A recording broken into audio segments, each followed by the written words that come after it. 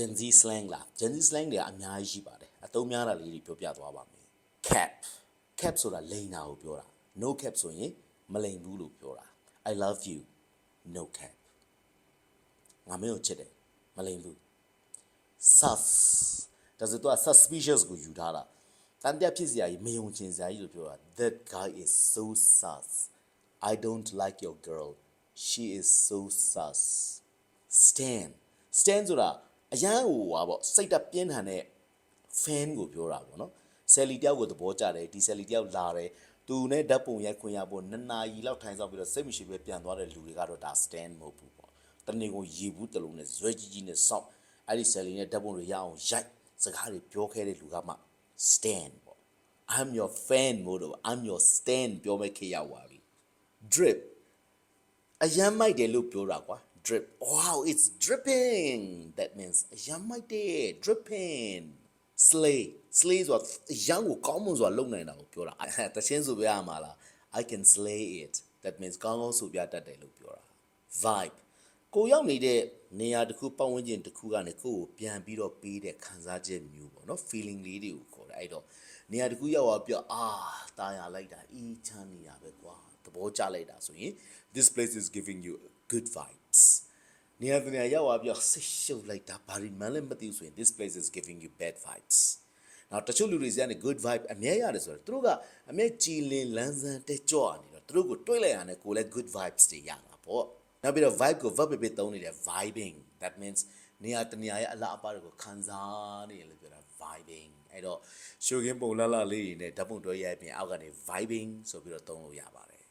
glow up ဒီတိုင်းဆိုရင်တော့ကိုရောင်ကိုဝါတွေဝင်းလဲလာတယ်လို့အဓိပ္ပာယ်ရပါမယ် Gen Z slang မှာ glow up ဆိုတာဟာခက်ခဲတဲ့အခြေအနေတစ်ခုကိုဖျက်ကျော်နိုင်ခဲ့ပြီးကောင်းမွန်တဲ့အခြေအနေကိုရောက်လာပြီလို့ပြောတာအဲ့တော့ကိုယ်တငယ်ချင်းမန်းလေးမှာရှိတယ်ငလင်မိသွားတယ်အဲ့တော့သူ့ကိုကွာပြန်မေးတယ် how's the situation friend it's glowing up that means အကောင်းဘက်ကိုရောက်လာနေပါပြီလို့ပြောတာ period အဲ့လိုရှည်ရှည်လေးပြောရတယ် period that means ဒါပဲဘာမှထားလာမပြောနဲ့လို့ပြောတာ KB မရှိဘူး period big yikes မကြိုက်တဲ့အခါမှာသုံးတယ် yikes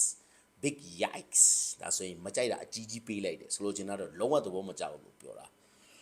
that new song is big yikes ဒီတစ်ချက်အတိအကျမကောင်းပါဘူး those sneakers are big yikes အဲ့ sneaker ကြီးတာမလှပါဘူး bussin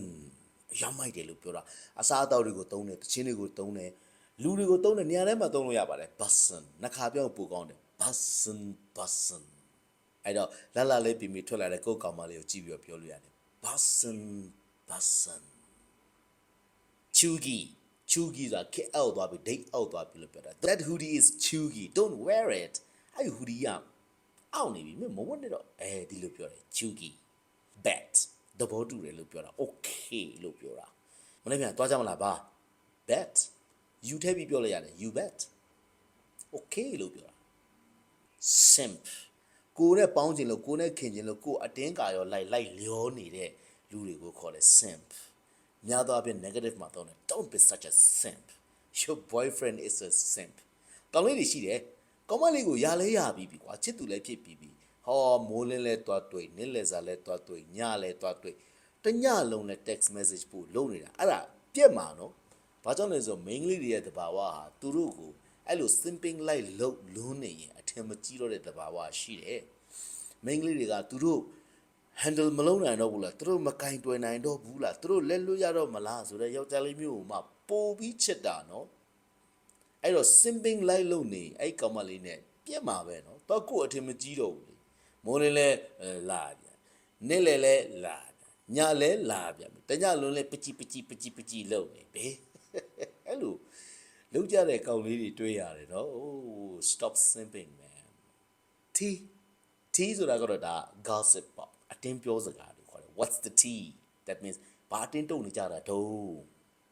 okay အများကြီးကြာပါသေးတယ် Gen Z slang ကအများကြီးပါ